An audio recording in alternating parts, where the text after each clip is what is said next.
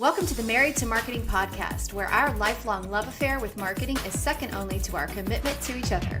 I'm Todd, LAIRE, CEO and co-founder of LAIRE Digital. And I'm Laura, LAIRE, VP of Creative Strategy, co-founder of LAIRE Digital, and Todd's better half. Together, we've found success in business and in life by combining our talents, entrepreneurial spirit, and creativity. Whether you're a marketing newbie or a seasoned pro, Married to Marketing is a podcast that'll have you flexing your creative muscles, pushing boundaries, and thinking outside the box. Our mission? To equip you with knowledge, tools, and strategies that will skyrocket your brand's success. Let's dive in. Hey everyone, welcome to today's episode of the Married to Marketing podcast, which is titled SEO in 2025, Winning Visibility in the Age of AI and Integrated Strategy.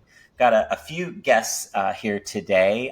One, I wanted to introduce Steve Bertolacci. He is the Director of Data Enablement at Groundworks. He is a creative leader who helps companies make sense of their website traffic, and turn those visits into real tangible leads. He's a data-driven expert who not only analyzes what's happening now, but also tirelessly researches new trends like the impact of AI on search, and to ensure businesses stay ahead of the curve. He's here to talk with us about the latest shifts in search as well as AI, and we're so excited to get his perspective. So welcome to the Married to Marketing podcast, Berto. Well, thanks for having me. Awesome.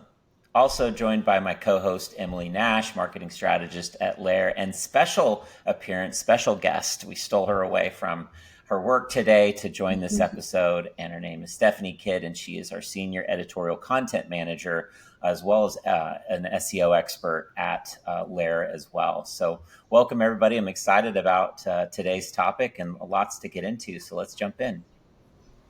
All right. Thanks, Todd. Like you said, we're talking about SEO, specifically kind of SEO today. Is SEO dead? Is it not? And how AI plays into that. So I'd love to kind of just kick off and Berto, tell us a little bit about your work experience and how you got to the role you're in now. Okay. Yeah, I started a few years back with what used to be Trader Publishing, back when we had Auto Trader magazines and all those kind of things, and then all the digital presences that built up from that.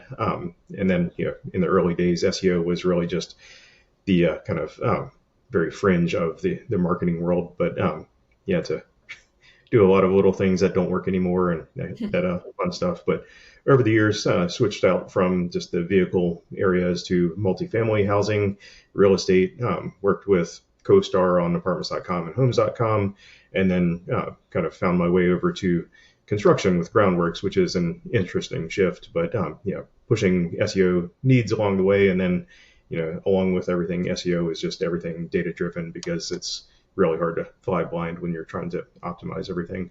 But found Groundworks is a pretty nice place to work, and has a lot of focus in just more or less getting the solutions out to people who need it, and making sure that we're found in different areas wherever we can. Nice. To set the stage, SEO isn't dead in my opinion, but we'll get into that more. But it definitely has changed. So what can marketing leaders, marketing managers, business owners, what can we do to maintain, great performance, visibility online while navigating some of these shifts? So Berto, what are some of the biggest changes that you've seen over the past year in regard to SEO and that whole space? I think probably the biggest change has just been the new players into what we call search, with ChatGPT being a household name. Now it rivals Google as far as being, what people think of. As far as how people use it, it's still a little bit different, but just the fact that it's shaking up the whole industry is enough of a catalyst for making everybody have to focus on the different aspects of what really moves the needle with the different AI platforms, and just how exactly to do that. So I think the SEO is dead articles are definitely flourishing at this point, but it just seems to be more of a mantra within the industry.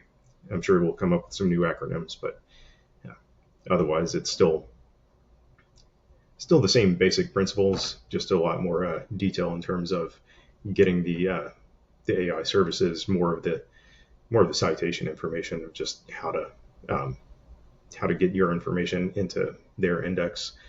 I think the larger question is just going to be how do you ensure that you're getting the maximum amount of response from the results. ChatGPT compared to Google is going to be just a wild card in terms of are they going to provide links that actually go off site to anywhere else, or are they just going to try to house it all within the results that they give?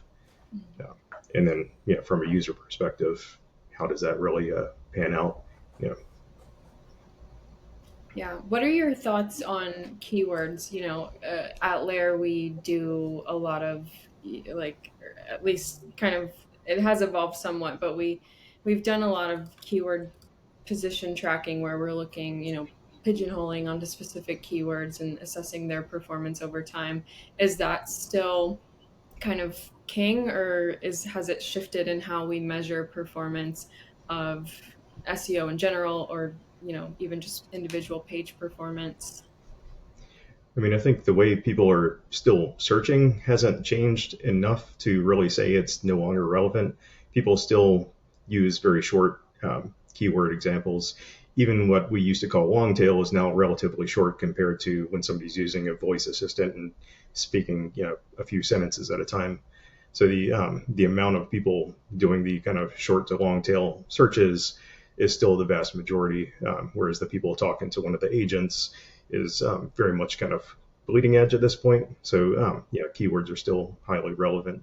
You have to know how people are searching. The numbers still point to they're searching largely the same way. Right.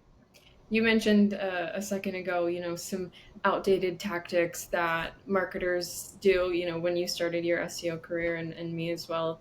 There are things that we did 5-10 years ago that are not ideal in 2025. What are some of those outdated tactics?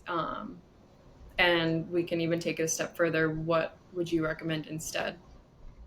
I mean, I think Will Reynolds probably coined the term the best of just real people stuff. Making sure that you're always writing for the person, not for a robot. With keywords, getting into just the keyword stuffing parts, that can go away, and as long as the writing is still consistent and clear, then whether it's a person reading it or whether it's a AI agent that's mimicking the person reading it, the result is still they're still after the same thing. So the noise of just keyword stuffing, that sort of thing, that can go away, and then just enables us to be able to focus on how to write better and just how to provide better information for what the person's after. Mm-hmm. Could you speak a little bit to intent-based SEO? How does that play into this conversation and the importance of intent in 2025?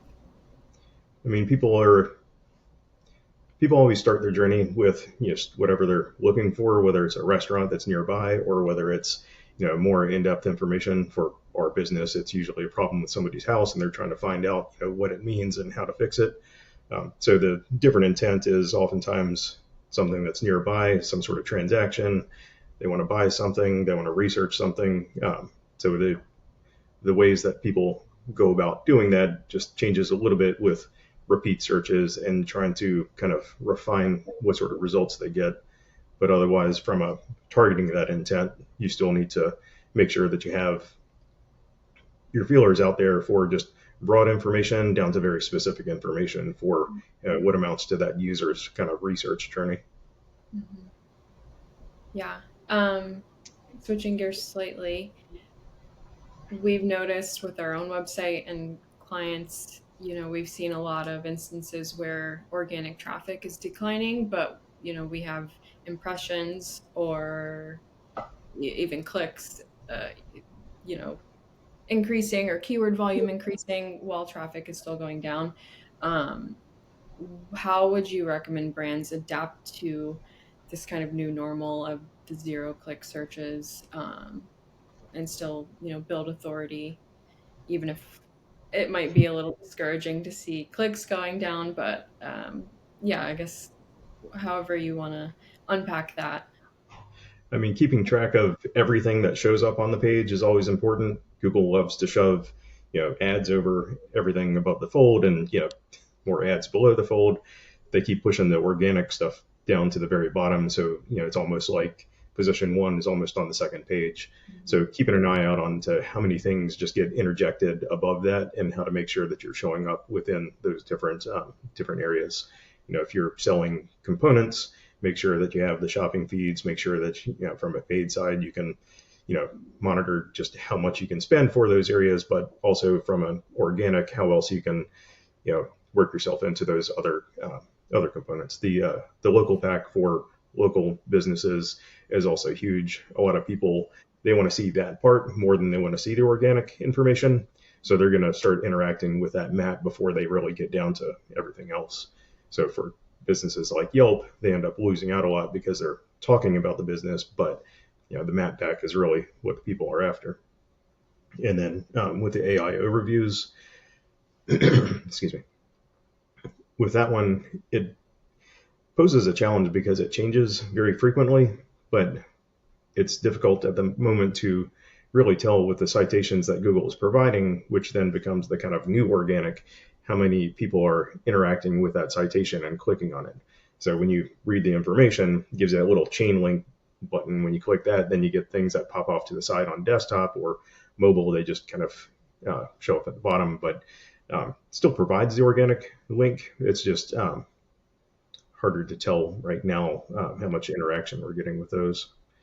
At least ChatGPT made it a little bit easier for theirs. They started adding the UTM information so you can see it in Google Analytics, but it's also difficult to see because you don't get impression data. So you can see clicks, but it's attribution has definitely been a challenge, just making sure that for our clients we're providing the most accurate data. And I think that will hopefully continue to improve, making attribution easier in terms of seeing when you get clicks or other types of activity from these LLMs and stuff like that. I have a question. Berto, how are you working through attribution? Like how is it showing up for you, and how are you reporting on that when, and to give you to lead the witness a little bit, like we see it sometimes. We don't see it like in our metric reporting as much as we do with user feedback, like how did you hear about us? And they might show up as an organic search lead, but they told us specifically that they use ChatGPT to find us or our clients or what have you. How is that? How's it showing up for you, and how are you reporting on it? Yeah, I mean, with our industry, because we fix people's homes, it's a little bit nuanced. Our demographic tends to skew a little bit older, whereas ChatGPT tends to skew more towards the technically advanced people. So we still see some people coming in through ChatGPT, but it is really small. I mean, it's like a tenth of what Bing is. So it's just like a kind of few scales down. Whereas on the Google side of things, we can see that people are clicking over from Google, but we can't tell which link they clicked on Google's information. So monitoring the grand total clicks through Search Console data is good, but it's a bit of a blind spot. We're still working on just making sure that we can see that we are ranking within the AI overview, but then it's just assuming that Google's still going to let some of those clicks pass through, and then it's not ideal in terms of making a large assumption that you're going to get the click, still. Yeah. Let's see. Do you have any kind of top best practices for a brand who is wanting to improve their visibility in either AI overviews or some of the other LLMs? Any kind of like high level, you should do this to improve your visibility? I mean, the schema on the page is always very important.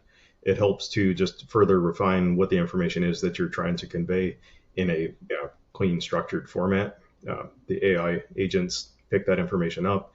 They can use that, and then making sure that the content that you have on the page also matches what you have in the schema, other than Google talking about spam. You want to make sure that it's very clear for how the bot is looking at your information.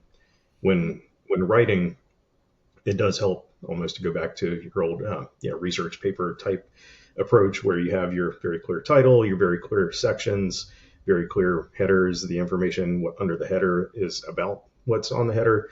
I know there's new terminology for chunking and other stuff like that, but it's just writing clearly and making sure that that you're not bloating the amount that's getting written.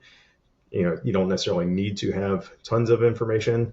If you can write very concisely, you can keep it more or less what works for a person. That's probably the single biggest two items, outside of getting into more PR based, just citations and other locations that talk about your information as if it were the primary source of that information. And it's not always applicable for every different industry, but if you can have somebody else reference your information, then it does help out the AI bot to know that this is where it came from. Yeah, absolutely. I have some experience, tangential experience in terms of link building and that sort of thing. Would you say backlinks are still a key part of the SEO game? Yeah, I mean, I think the link's importance never really goes away. It's a little bit of a different game now.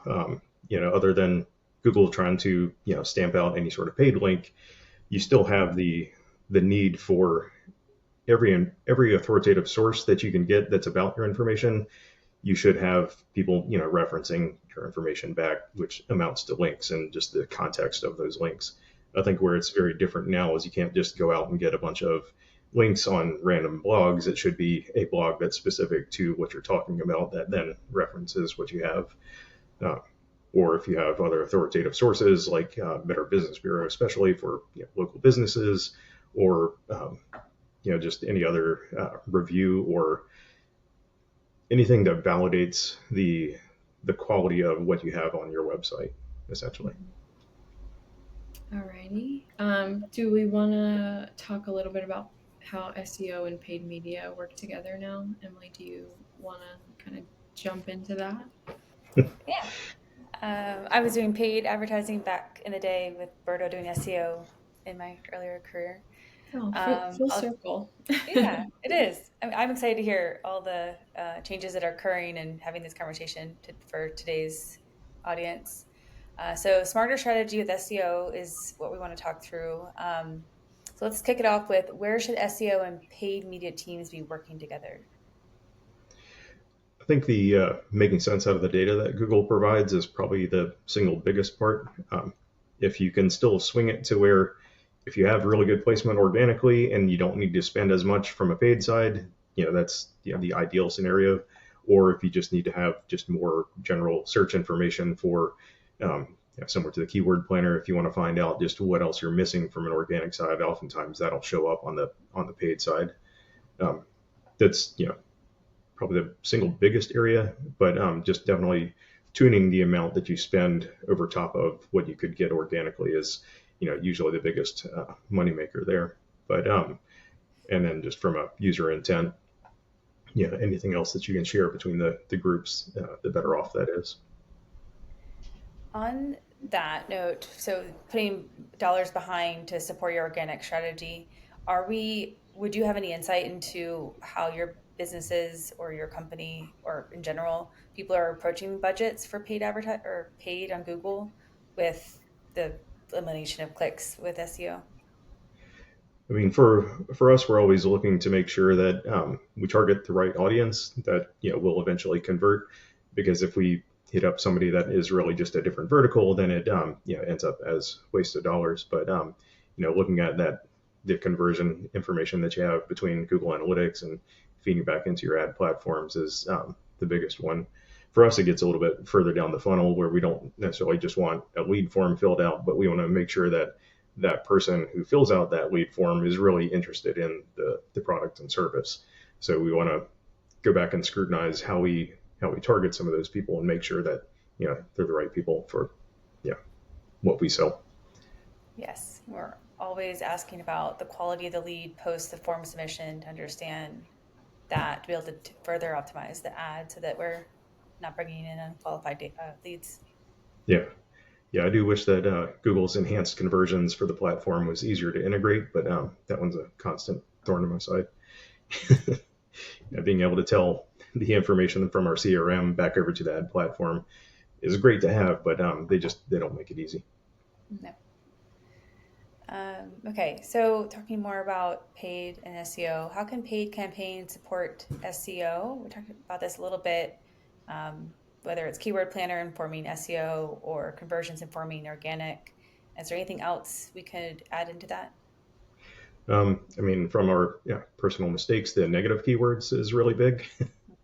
That was one where our organic team kind of picked up some of the information, started running with it because it had keyword volume, but then not using that as more of the negative set. So it's good to be closely in step with each other from the two different groups. But outside of negative keywords, sometimes it's I guess getting into some of the other products that they have outside of just the standard advertisements. The home service ads, that's kind of a different beast altogether. That one kind of competes with what you have with Google Business Places, but it's good information to keep together to make sure that you're not using the paid end to just kill your results on the organic end. But that's really doesn't apply to every vertical. More specific, if you have an actual business location, it's pretty applicable. Yes. Looking outside of LAIRE tends to dabble more in B2B, so we're very focused on quality of leads and form submissions rather than, say, like product listing or something else like Google might offer in that area. So I wanted to add too, the paid advertising, it sounds like too with SEO, we're constantly seeing immediate results with what messaging and say a headline is working or what's converting, and then that information can tend to feed into what content is working on the organic side. Is that something that your teams will partner on? Yeah, that's a good point. From a user experience standpoint, the way the landing pages information comes out is far easier to do on the paid side.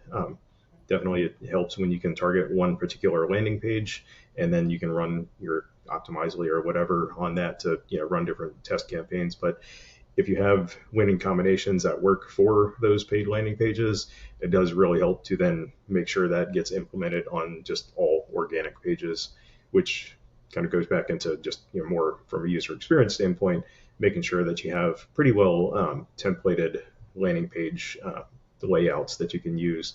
So that way, not every organic page looks completely different. You want it to be pretty similar so you can roll out those winning experiences.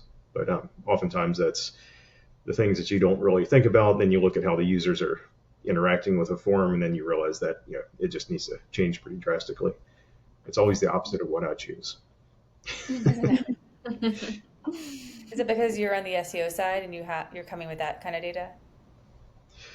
From trying to do the same thing from the organic standpoint, it's a little more difficult because it does kind of span out across so many pages, so it's harder to run some of those A/B tests, and unless you have a pretty well ironed out layout, which oftentimes not the case. So much easier to use the paid search data for that. I have a question that wasn't on our list, but what would be your ideal strategy pairing SEO and paid advertising? Is that too broad? Strategy as far as pairing the two of them, I think it's just more consistent messaging and just ensuring that your experience, whether you click on the link at the top that's a paid link or the link at the bottom that's organic, you still want the user to end up with finding what they were after. I think where a lot of shopping sites tend to do a worse job with is the paid link for something very specifically searched will oftentimes take somebody to a very generic category landing page, whereas the organic result will take them directly to that product that they really wanted to purchase. So making sure that that user journey aspect is pretty well moving in tandem, I think is probably the best overall strategy. I like to think of it as cookies and cream, paid and SEO go together. Stephanie's my whatever cookie or cream in that scenario. All right, one more. I'll talk, and we'll wrap up the paid section. So, what metrics are you carving out between SEO and paid that inform performance? What metrics in terms of just general analytic information? Metrics in terms of integrating strategies between SEO and paid. So, what would stand out from maybe the paid side, or just integrating the both? Like, for example, like conversion metrics would be a big one, but anything else in there that you would pull out? Yeah, I mean, ensuring that your conversion information is consistently firing off across the board is pretty huge. Getting it to Google Analytics is one part of the process, but you also need to get it over to the Google Ads and Microsoft Ads and just whichever other display campaigns that you have. But just ensuring that it's consistently firing for every form, every phone call, and just every other chat or anything else that you have on the site.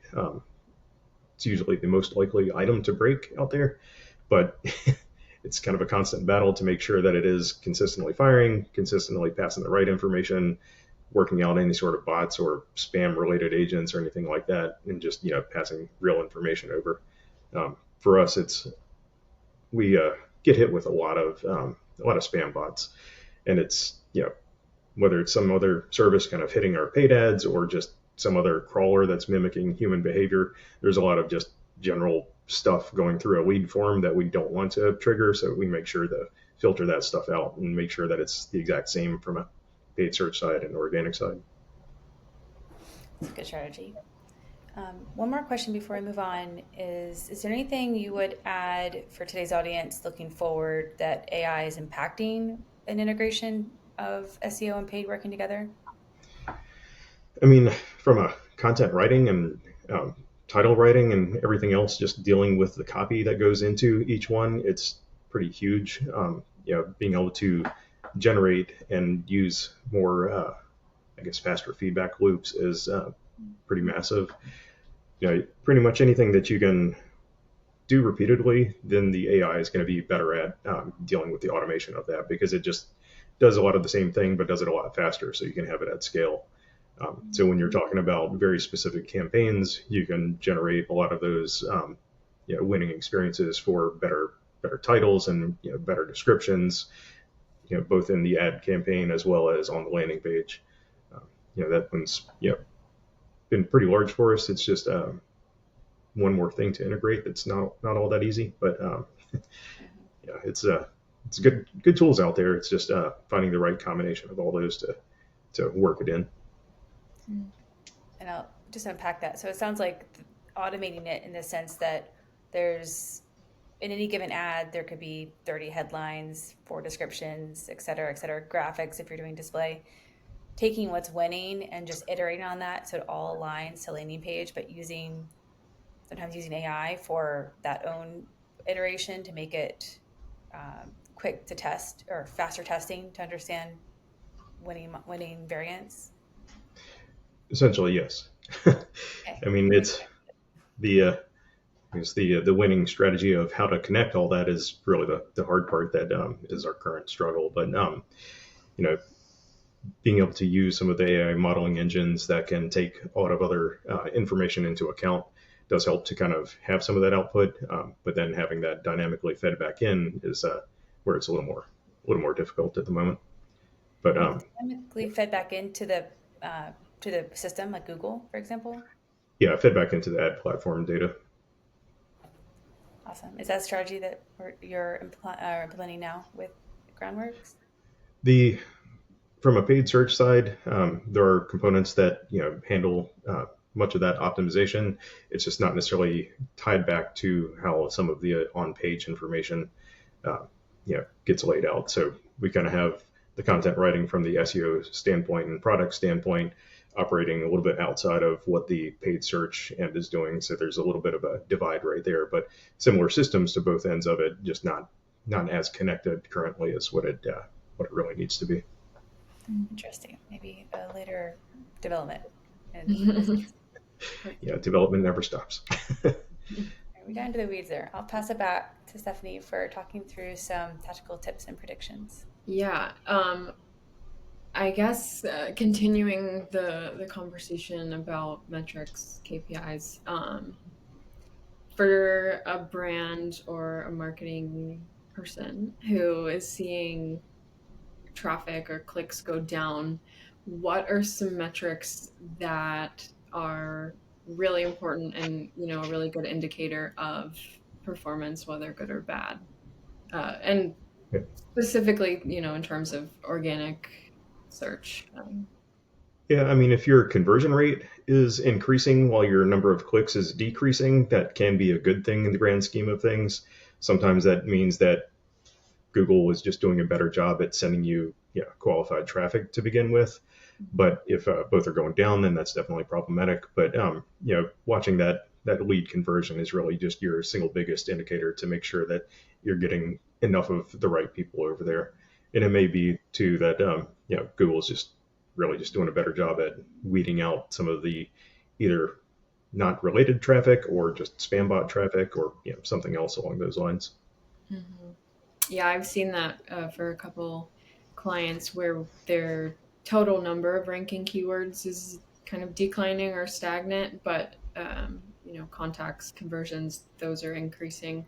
And I've kind of framed it as, Google's trimming the fat. They're getting rid of the keywords that you're ranking for that don't, share the correct intent or really aren't relevant.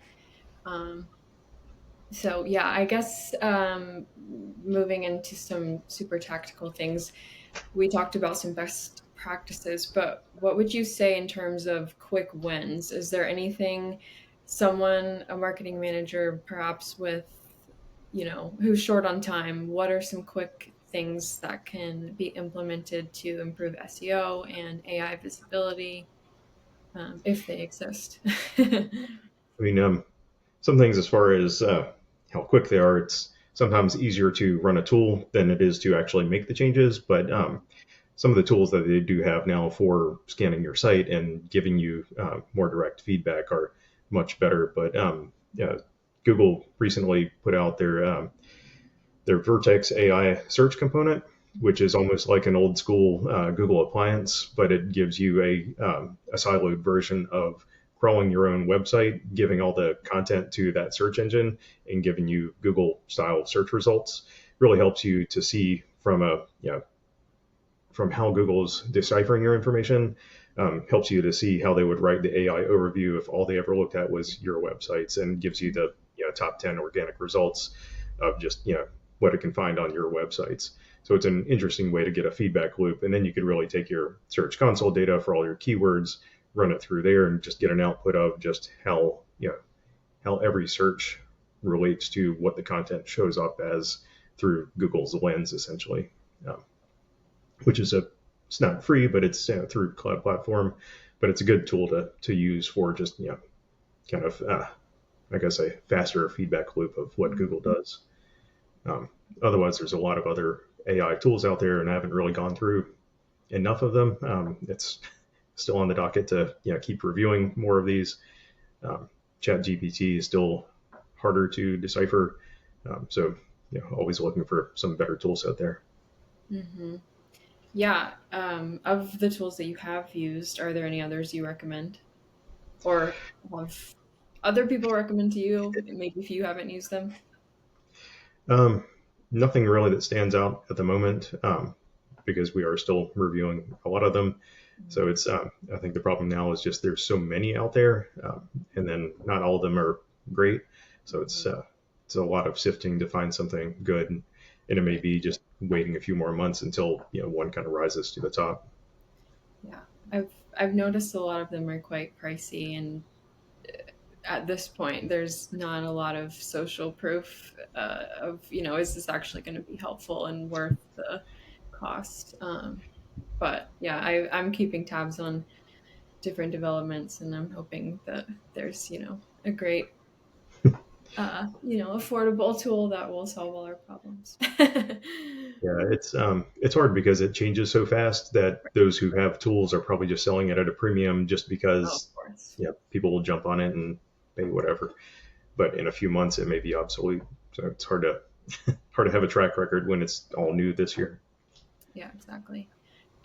Well, getting to the end here, What is the biggest thing or a couple of things that you would recommend, or I guess something you wish every content marketer or marketer, digital marketer knew about modern SEO? I mean, I think the single biggest thing is always if it seems spammy, it probably is. So make sure you're focusing on the people and less about the bots themselves. And then just when writing, just be as concise and clear as possible. Just because it's hard for the general person who gets hit with a bunch of information that they have to sift through to get that one little nugget of what they're after. Mm-hmm. Yeah.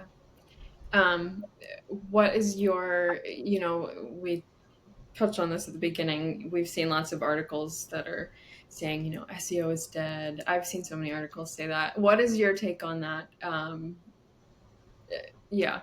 I always feel like SEO is undead. It's almost like a vampire running around. Yeah. But Mm-hmm. yeah, the SEO is dead mantra seems to be just really popular for writing articles, but less meaningful.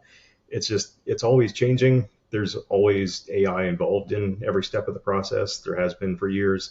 It's just that it's changing with the number of players that are coming out. And whether you call it a different acronym or not is still basically the same net effect of if you want to target ChatGPT instead of Google, you still have to write and do things that help ChatGPT decipher your information. So it still ends up, how do you optimize your content to get picked up in these different services? But the rest of it's more just, from a tactical level of just which one really is the best for your primary audience and just how to do it specific to that one. Yeah. Do you have any bold predictions for SEO in 2026 and beyond? I mean, I think the number of AI agents and companies that are out there will end up more consolidating to the better ones. Mm-hmm. There'll be a lot fewer of the just kind of fly-by-night services. That'll be probably the largest driving factor of whether somebody like Apple partners with somebody like ChatGPT and continues to push in that regard. So I think the landscape of search engines will also follow suit with that consolidation of the AI platforms. Todd, do you have any questions, or Emily? I mean, just from a paid search standpoint, just I mean, how do you see, other than Google, how do you see all the different paid search platforms, utilizing some of these other AI platforms? Emily, looks like you Yeah. have a Well, I think I wonder if B2C pushes the limits so that B2B can find what's going to work in a business to business type space. So I think AI is feeding um, more iterations and variants to test for audiences, and by that I mean I've seen models before. So this is a video, not a modeling of a presentation, but I've seen models of like people leveraging video, leveraging different AI models to speak to different products, and that's a very much B2C. And if you're in that space, it's much faster, quicker, much more competitive. Not that B2B isn't competitive. So I want to say that we're going to layer with B2B type clients that are one lead represents a closed one deal that's much larger than an individual product. We're going to take some of those learnings that are happening now and apply that. But right now it's kind of, it's understanding like how we can get to those iterations in this space. If that, I don't know if that helps. Yeah, it does. Awesome. Any final words of wisdom or encouragement for marketers navigating this new SEO landscape? I mean, it's going to change in a couple months, and don't get too used to things being as they are right now. Yep, love it. Todd, any questions or thoughts? No, I think this has been great episode. I want to thank our guest, Berto, for joining us and giving us some silver lining nuggets, so to speak, because I think we're all learning this at the same time. And it's like, oh, what do you know that we should know? And so I think this has been very impactful, and I'm excited to get this out. So thanks again, Berto, for joining us. Well, thanks for having me. Yeah. That's a wrap on this week's episode of the Married to Marketing podcast. I'm your host, Laura, along with my husband and partner, Todd.